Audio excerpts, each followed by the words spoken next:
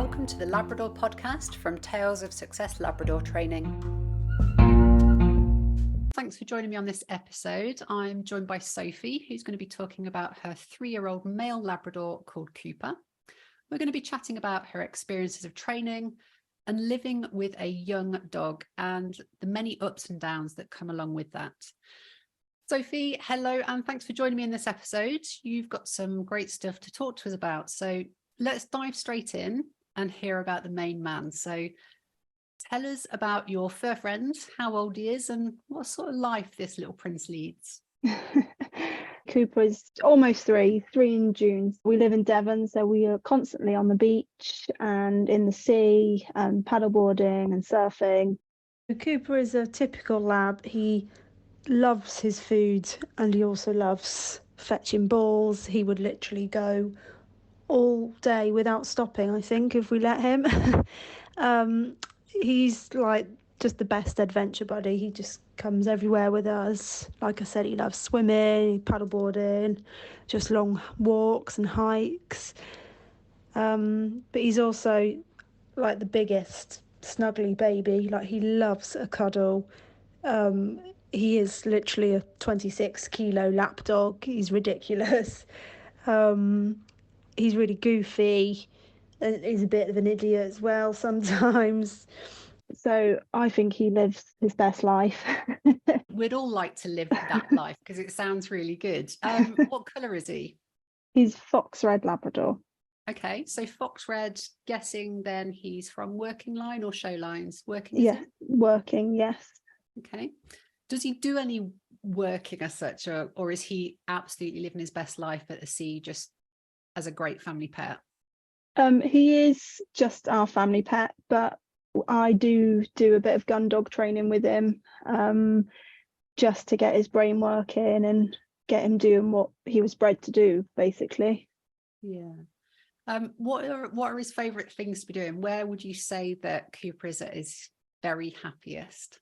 I mean, he absolutely loves when we're out training and doing his retrieving, but I'd say his happiest is when we're all in the sea together swimming around, and he just swims backwards and forwards between me and my partner Bill, and he would just swim and swim forever.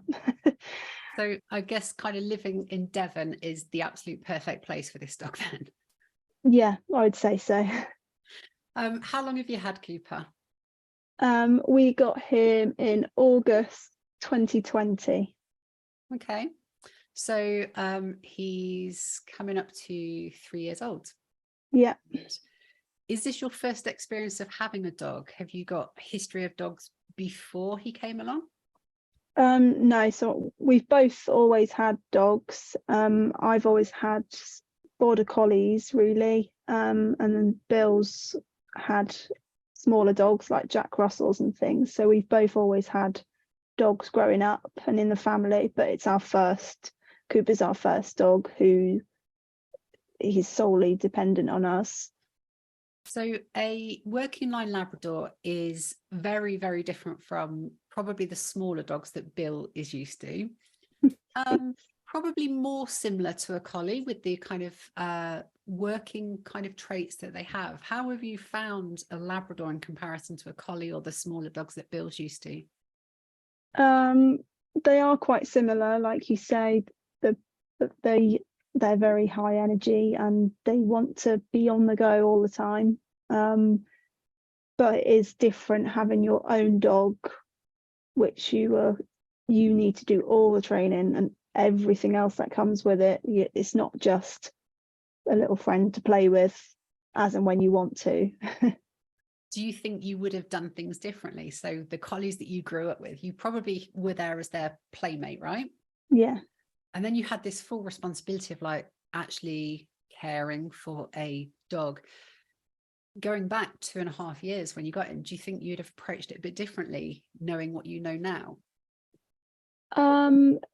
Yes and no. I've obviously, Cooper's got his own Instagram account and I have learned a lot through Instagram, just some sort of opinions on training and like things like letting him just say hello to whatever dog in the park, or like on lead greetings we used to let him do, which I don't anymore. Things like that. Going to the dog park, we have one literally around the corner, and we thought it was the best thing ever when we first got Cooper, being so close. Now I can't remember the last time I stepped foot in there because it's just carnage. So we've mentioned dog parks. I think it's really important to try and explain a little bit more around that, because dog parks are a huge thing for a lot of people, particularly I would say in the States. Dog parks are more of a thing there. So it's the place where you take your dog to exercise off lead, and they go and have the best time. Here in the UK, where we're based, then probably not official dog parks, but we all know the places where the other dogs are going to hang out. And lots of people go there to let their dogs run around, exercise, and have a whole host of fun. But they can become like the place where your dog goes to hang out and just learn bad habits from other dogs. So is that kind of what you're referring to about why you avoid them, or is there another reason that you found? No, it's exactly like you said. We used to take Cooper from being a pup, and that was his sort of mainly his everyday, just around the block sort of walk. And as he was getting older and into like adolescence, he just thought he owned the place. Anywhere else, his training was really good and he would listen, but in the park, he was just like, no, this is my place. I'll do what I want and I won't listen to you, basically. There was quite a few dogs in there who weren't exactly the nicest. Don't get me wrong, we did meet quite a few nice people and like owners and things like that. And obviously it was lockdown too, so it was quite nice to be able to speak to people. But yeah, like I say, when he started hitting around 6-7 months, we were just like, no, this is not the place. And it is tough because it's lovely to see dogs running around together and enjoying themselves. But a lot of youngsters will then think that every dog is there to be played with all the time. So when they do see another dog and they happen to be, I don't know, in the high street and on lead, straight away in their head, they think, right, that's a dog. I play with dogs. I have fun. So it can create this just whirlwind of excitement every single time they see a dog, because they think back to that moment in the park where it's just total fun and carnage every single day. Did he have any bad experiences at the park other than maybe being too excited? But did he ever get any bites or attacked or anything like that from some other dogs? Not in the park that we're talking about, but he was attacked twice when he was younger. Both times were not actually his fault. One of the times he was actually on lead, so he had literally done nothing wrong. And then the second time was at the beach, and again he had his own ball, was minding his own business, and then another dog came over to him and sort of pinned him down, but luckily it was no injuries, no cuts or anything like that. It was sort of just all noise, but it obviously for us it's really scary, and it sounded a lot worse than it probably was. But it was sort of that was around the sort of 6-7 month mark as well, so that was when we were sort of a bit like, no, actually we don't want him thinking that it's okay to play with all other dogs and that he's allowed to just go over to every other dog he sees. Yeah. So just to help other people that are listening to this thinking, actually, I was going to go to the dog park, or they do. So from my point of view, with my own personal dogs, when they're puppies, I avoid other dogs like the plague. And that sounds weird because we want to socialize our dogs to other dogs and people and environments. But for me, it's about letting your dog learn that dogs are quite a neutral experience. They're not just there to be played with. So they can, of course, see dogs, they can interact with dogs, but I personally don't like that constant fun with dogs all the time. What is your advice around, I suppose, socializing a young dog? What, in your experience, what did you do, but what would you possibly do different next time? How would you have that interaction instead of the dog park? Yeah, so like you say, like now that is our point of view as well, is I just want him to ignore other dogs, which thankfully now he does really, but it's taken a lot of work to get to that point, especially from him being in the park and things like that when he was younger and playing with other dogs. We did used to do training and things like that when we were in the park. It wasn't all just run, let him off, and it wasn't all just carnage, but definitely for the next dog, we'll be doing a lot more on lead walks, not just letting them off to run around and sort of learn those bad habits, really. And I think when you've got a young dog, it's really important to get your dog really focused on you as their handler, because you are their everything, and we need you to be their everything when they're outdoors. So let's talk about relationships that you have with your dog. So what do you guys like doing? What do you do on your days off and summer evenings? What sort of stuff do you do together? So obviously we spend majority of our time at the beach. We go paddleboarding quite a lot, and Cooper comes paddleboarding with us. He spends a lot of the time jumping off and on because he likes swimming so much. We like to just sit and take a flask of tea and watch the sunset, things like that. He'll have to sit and have a chew or something with us. Sounds like the perfect adventure companion. So now you've had a Labrador in your life. Is there going to be another Labrador at any point, do you reckon, in months or years to come, or are you going to go back to owning a collie and a little dog? I think I'm Labradors forever now. Good. Don't tell anyone, but I do think you're the best in the world, if you've not figured that out already. Okay, so we've found out a bit about your life and kind of the lead up to where you're at now. So let's talk about training, because training has been an important thing for you. You've kind of said the word training a couple of times. So tell us a little bit about your routine. So whether that's daily routine, weekly, monthly, or just sporadically, what does your training look like now?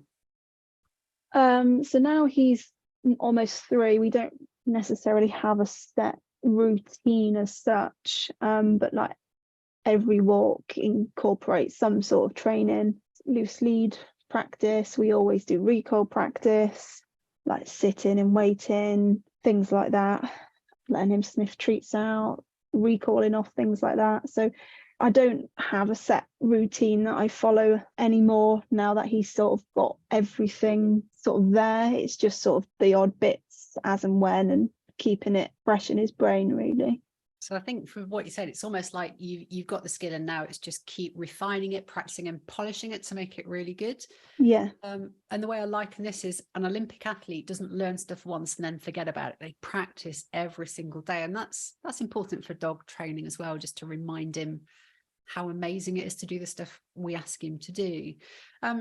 What are your top 5 skills that you work on or have worked on with him?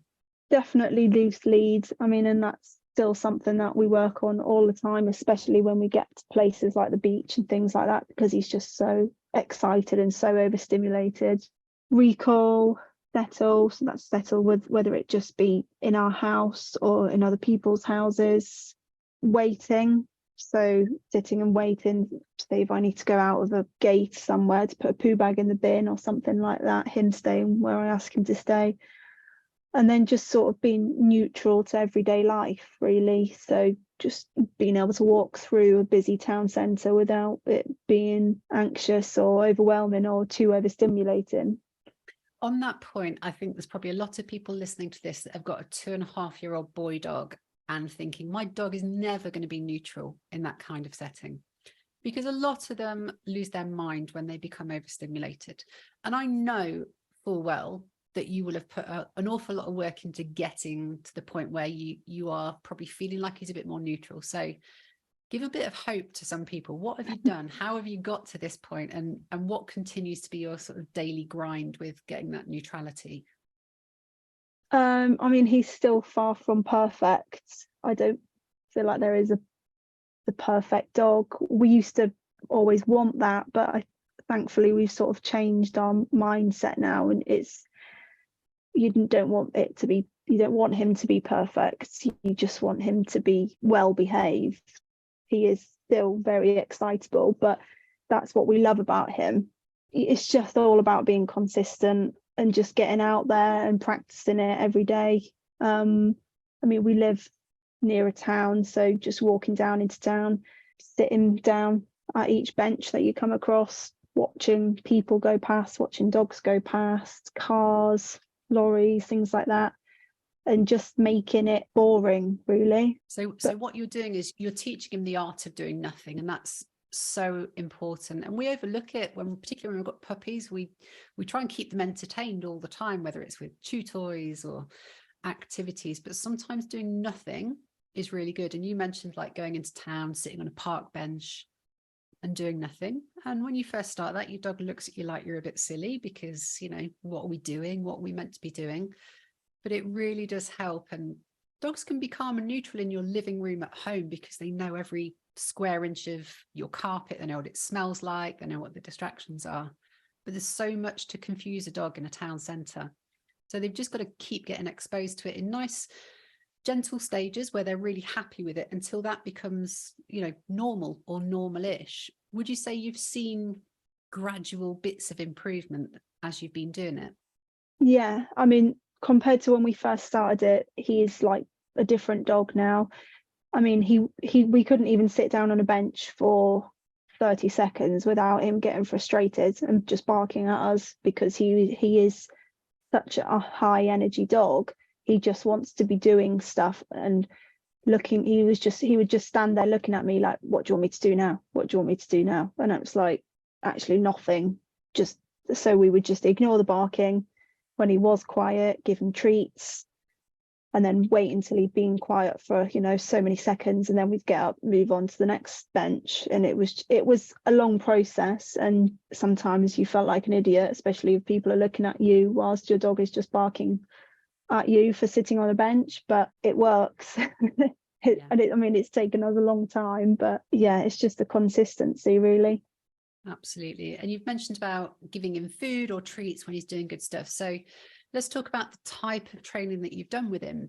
Lots of people will subscribe to different training methods. So it could be food-based reward training, positive reinforcement, balance training. Do you have a particular view of what's worked for you? Is there a particular type of training method that has been better than others for you? I don't really like to label training as such because this is another thing that I've sort of learned through Instagram, is that it's not really one shoe fits all. It's very much dependent on you and your dog and your situation. I would say we use balance training. Majority of the time it's reward based, so he's always getting treats and bits of his food and things like that. But sometimes, this is going back when he was quite young, he would jump up at the kitchen sides all the time. It was very annoying, but he was a Labrador. But he is a Labrador, so anything about food he will jump at. So we would guide him out of the kitchen, put him on a timeout, just shut him out for a minute, let him back in, and then when he was just sniffing but all 4 feet were on the floor, then we'd treat him. If he jumped up again, he would go get let out of the kitchen again. So it's not a punishment as such. I do think they need to know when they're doing something wrong. I totally agree with that. I think most Labradors out there love routine. They love boundaries and rules, and they like that because they want to know where they stand. They want to know what's good and what's bad. So every dog will be different, and the approach that we take should be different for each individual dog. But it is really interesting that, you know, things like timeouts worked particularly well for him. And I guess, well, I'm making an assumption here. Do you feel that he copes quite well with that sort of negative side of it, in the sense that he appreciates, because he knows, actually, I shouldn't be doing that, because you've made it clear to him with those rules? Yeah, I guess so, because it was very rare that we'd have to put him on 2 timeouts. There's glass in our kitchen door, so he could still see into the kitchen, and he would just stand there at the door the whole time, looking quite sad. But as soon as he came back in, you know, he'd come and sort of stretch as high as he could for a sniff. But yeah, it was very rare that he'd jump up again. There was no telling off or so I think probably what like he learned that was that his undesirable behaviour resulted in a consequence, which maybe he didn't want to repeat multiple times over.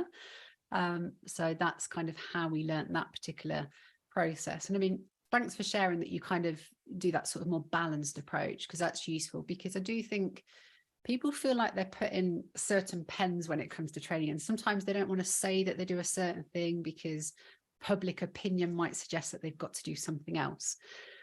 So on that point, have you found that other people, whether that's people you know or on social media, have had quite strong opinions on the type of training that you should do?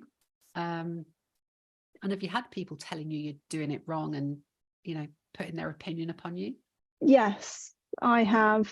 I mean, we've had a few comments from there's one particular old man who lives around the corner doing a loose lead walk. He was still fairly young, so it was constant stopping and starting and turning around and not really actually getting anywhere with our walk. I can't remember what he actually said, but he basically was saying I needed to just tell him off and drag him back to the place I wanted him to walk. And I was just like, no, he's my dog. I will teach it. If I want to look like a Wally walking up and down and turning around and going backwards and forwards, then I will. On Instagram, we've had a few messages, nothing majorly negative, but it's more so people just giving their opinion when it's not necessarily wanted, especially when I used to share a lot about when he was suffering with quite bad anxiety and we were working with a behaviourist at the time. I had a few messages then because I did share quite a lot of it on there, and the amount of messages that I was having from other Labrador owners saying that their dog was the same, it was crazy. So it's a common thing. I think labs are quite sensitive souls, but a lot of people don't necessarily know how to deal with it or want to speak about it either because of those opinions of other people. Generic training or generic advice or generic approaches can be quite harming to the dog training world. We can't treat every dog as just being the same as the next dog or the dog that lives next door. And also the rules that you have in your house, the lifestyle that you want to lead with your dog will be very different from someone else. So I encourage you, for the rest of Cooper's life and anyone else listening, it's kind of your dog, your lifestyle, your rules, and it's got to be what works for you, because it will be different from what someone else says, but they're not living your life. So you've got to do what sits right for you. So realities then, we've spoken about realities of training, but has having him in your life been what you expected, or have you had a totally different experience for the last 2.5 years? Yes and no. Because of lockdown, we couldn't go into cafes and restaurants, pubs, things like that. So that's something that he missed in his, the main sort of socialization stage. So that can be a struggle still. He can be quite wary around strangers still. So as he's neutral in the majority of places, but it's inside places like restaurants, cafes, things like that, because of his negative experiences he had at his old vet's practice. Sorry, just to cut you off there, you said about lockdown. Do you think lockdown impacted on the stuff that came in the following months? So do you think he was adversely affected by the fact you were locked down when he was in the puppy stage? Yeah, massively. I think it had a huge impact. In what sense? So like I said, so we couldn't go into the vets with him. We used to just have to hand him over. So then in that, we couldn't then just go and let him have a sniff around, get some treats, do that sort of training with him. It was always, he was only going in for, to be seen, to be touched, whatever it was. We couldn't have people around our house. So strangers coming into the house now can still be a struggle. Whenever we did see friends and their dog, it was always, for an hour in someone's back garden. So he struggled with like settling around other dogs, because whenever we did see other dogs, it was just for a play, in a chat, cup of tea, whatever, in the garden before going back home again. So I do think it's impacted on him quite a lot. And only now really that he's almost 3 are we seeing the sort of basic things like just being able to chill around other dogs, probably about a year ago now, really, he could start doing that. But we never thought he'd be able to just have a little play and then snooze, because he was just so excited all the time. What caused the negativity at the vet? So you mentioned that he kind of struggles at the vets. Was there a particular thing that happened, or was it just the fact he was parted from you and taken off to be poked and prodded, that kind of stuff? He had 3 really quite intrusive consultations. It was probably in around 4 weeks. So there was 3. There was one for his eye. He had conjunctivitis, so obviously that was quite up close and personal in his face. I can't even remember what the other 2 were. I think it was for his jabs, his yearly jabs, and then the other one was for something on his paw. So it was 3 things that were all really up in his face and quite up close and personal. The vets that we were at just didn't really, they didn't give him the time that he needed, and they weren't very patient. They were very much sort of get him in, get the job done, get him out sort of thing, whereas he would have been a lot better if he could go in, have a little sniff, have a few treats, and then get whatever done. So how have you managed to kind of tackle that? Is he still at the same vets? Have you taken a different approach just to try and make that a little bit better for him? No, we're not at the same vets. We swap practice now, and they are amazing. When we go in for sniffs and treats and just the odd training visit, they'll take him off around the back, they'll take him into all the different rooms. They're just really patient with him. When we book appointments, whenever he does need to go in for whatever reason, they'll give us a double appointment, so he has got that extra time to just get in there and calm down before they go prodding and poking. And there are a lot of anxious and reactive dogs out there, and I think as the owner of a anxious or reactive dog, you often feel like you're the only one that's going through it. You're not. And it's when you go to the really good vets like that you probably appreciate that they see many dogs very similar every week. So it's good that they've got that understanding. So you've had some real challenges with lockdowns, vets and things like that. What are some of the other frustrations about having a Labrador in your life? I'm sure there's more good than bad, but and for those people that are considering a Labrador as a first pet, what would you say your biggest frustration is? Well, now just the hair. It's just constant, having to hoover all the time. But other than that, it's just puppyhood is very, very hard. It is. It's really tough. And you get through puppyhood and you're like, yep, smashed it, done it. We're out of puppyhood. And then you hit adolescence, right? Okay, Yeah. That's when it gets really fun. That's even worse. There are 3 distinct stages of having a Labrador. You've got puppy, adolescent, and then finally adult. And it can seem like a really long road, but I would suggest you're probably well on your way of that road now. We'll talk about adolescence in a minute and, the things that come with that. But be a bit self-critical now. So what do you think your biggest dog-related failure has been, and what did you take away from it? What did you learn from it? Because we all learn things when we train our dogs. So was there any standout moments with Cooper? Yes, so it was because of where we live. We're always at the beach, so we always had him on a long line practicing his recall, things like that. Because his recall was always really good from quite early on. I mean, it's one of the things we started training from day one.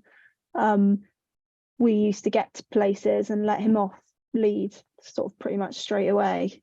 But obviously, which is fine for most places, but some places where he needs to be on lead, he used to really struggle, getting out the car. As soon as he sees the car, and he loves the car because he always goes nice places in the car. So whenever we pull up anywhere, he's always ready and raring to go, which obviously then leads to him pulling on the lead. But it's just because we used to always let him off straight away. So we're still battling that now, is breaking down that excitement and making him walk nicely on the lead before he gets let off. So let's look at how we can use your experiences to help other people now. So what do you think is the biggest misunderstanding about owning specifically a working line Labrador? And I suspect most people that haven't owned a Labrador before probably think that all Labradors are slightly overweight and they just plod along behind their human and sleep on the sofa and all that kind of really sedate stuff. But it's a different reality, right? How have you found it? Yes, they need a lot of stimulation, mental stimulation. So lots of enrichment, especially when they're younger, and you can't just take them for really long walks because of their joints and things. Lots of sniffy games, lots of training, lots of just working that brain, because they really do need it.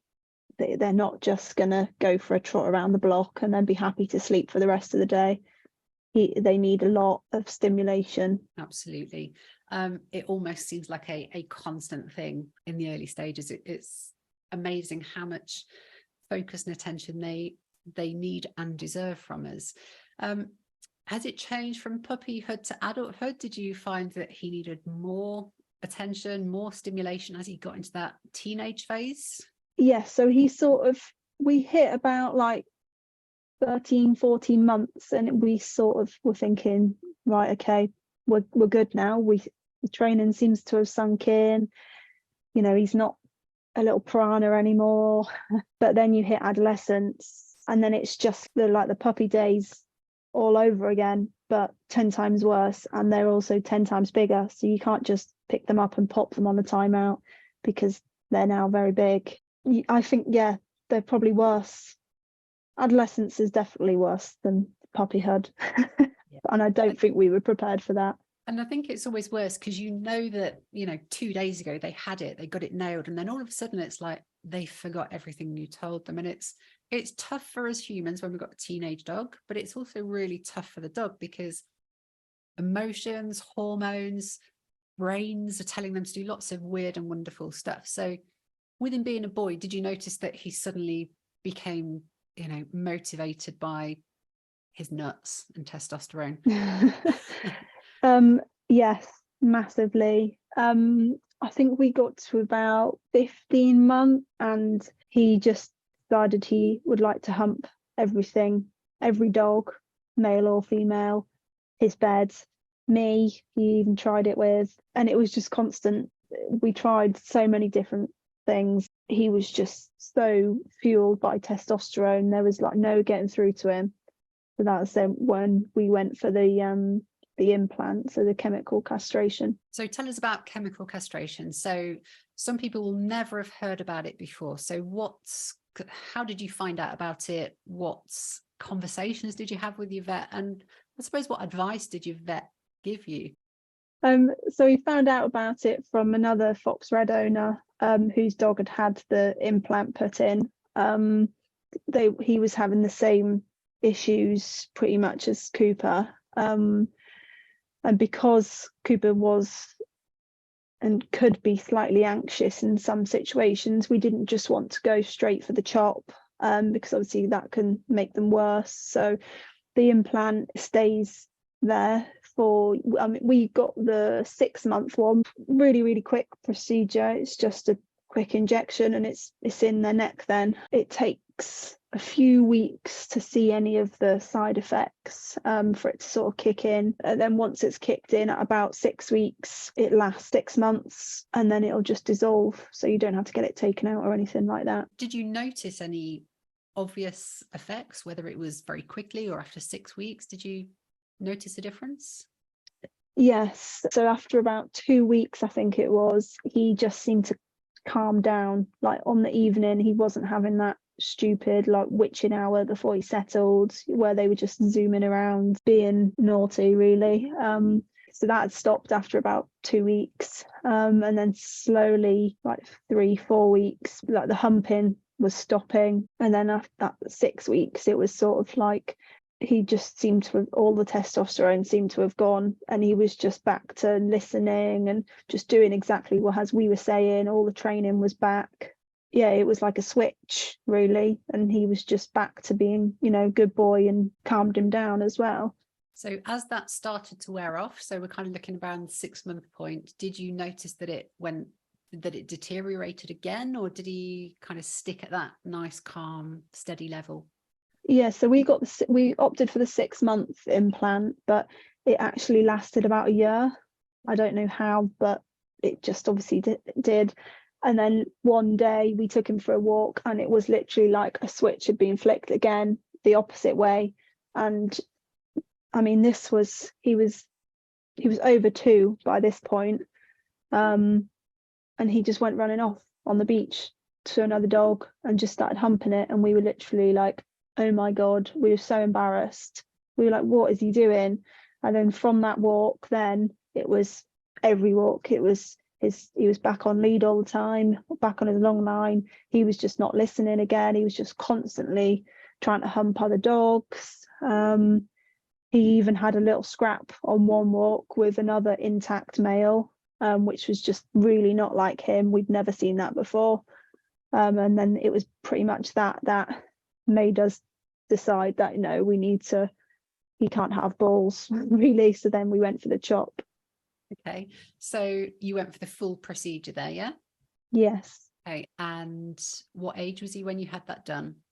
Christmas time, so like 2.5.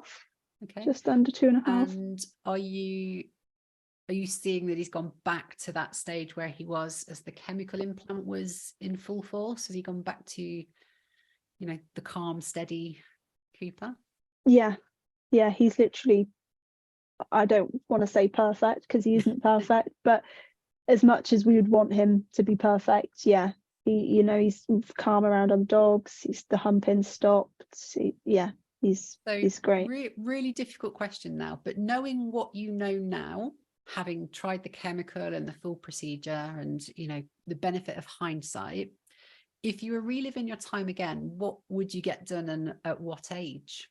I think I would still go for the implant, like the chemical castration, just because it's obviously reversible. So it's good to be able to see how it's going to change your dog and how it's going to affect your dog before you actually get it done permanently. I think I'd do that even if the next dog wasn't, shows signs of anxiety, things like that, just for that peace of mind, really. Because I mean, once you chop them off, you can't stick them back on.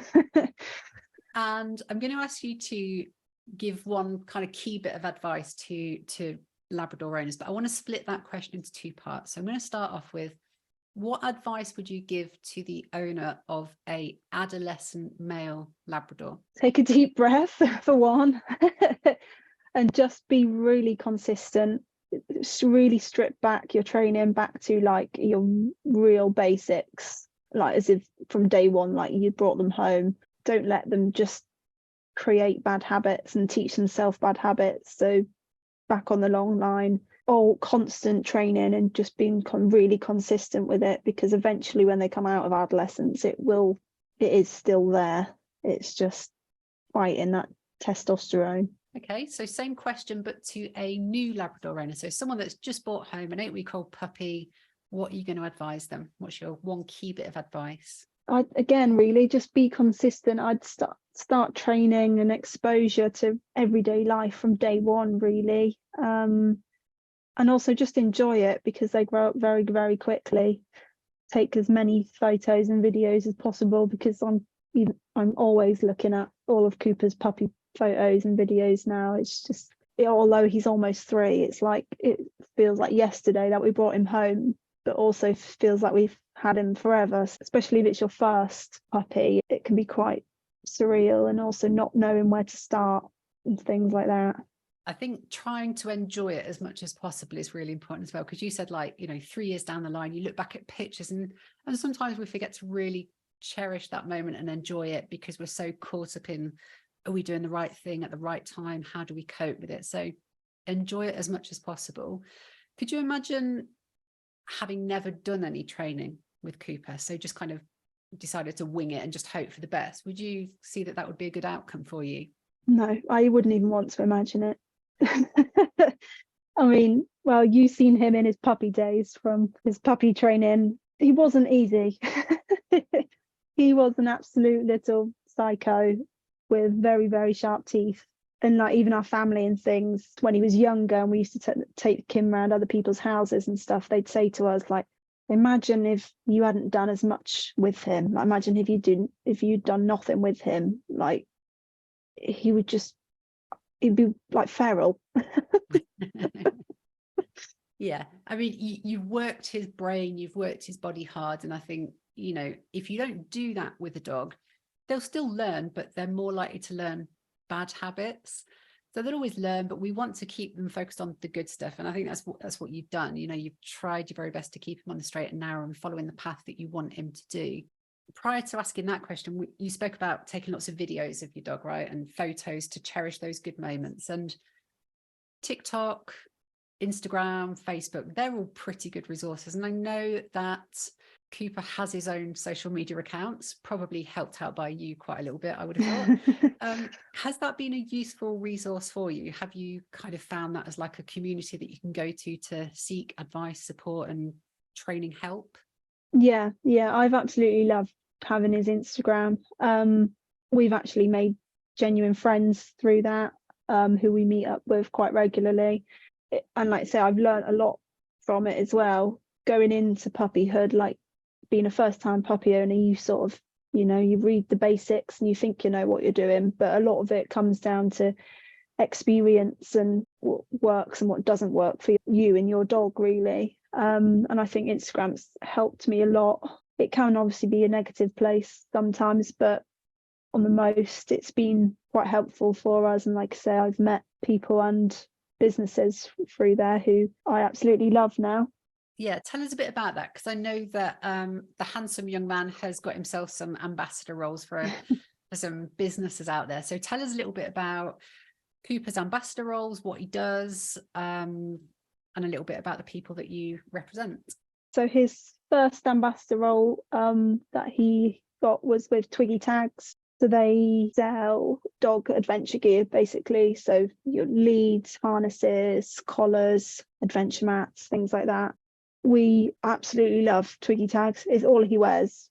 It's just fab because obviously he is a big dog, but it's all adventure ready. It's all strength tested. It's, you know, it looks good as well as being real good quality and really well made equipment and things. What is his, or what's your favorite Twiggy Tags product? Oh, that's really, really hard question. Okay. So not what's your favorite. What should every new Labrador owner go to Twiggy Tags and get, and why? So definitely the close control lead. So it's the lead with the added handle at the bottom of it. So it's ideal for, you know, your loose lead training.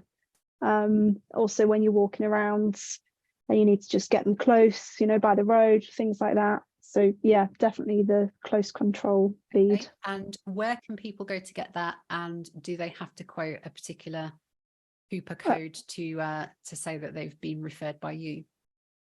So just twiggytags.co.uk. There's also a lot of wholesalers now, and you can use code Cooper10 to save. So Cooper10 gets you a bit of discount there. That's good. Who else? Because there's some other people, isn't there, that you're repping for? Yes, so he also reps for Puppy Chop's pet shop. So they sell all your natural chews and treats, but also everything you need for enrichment. So like Kongs, Topples, licky mats, all your supplements as well, things like that.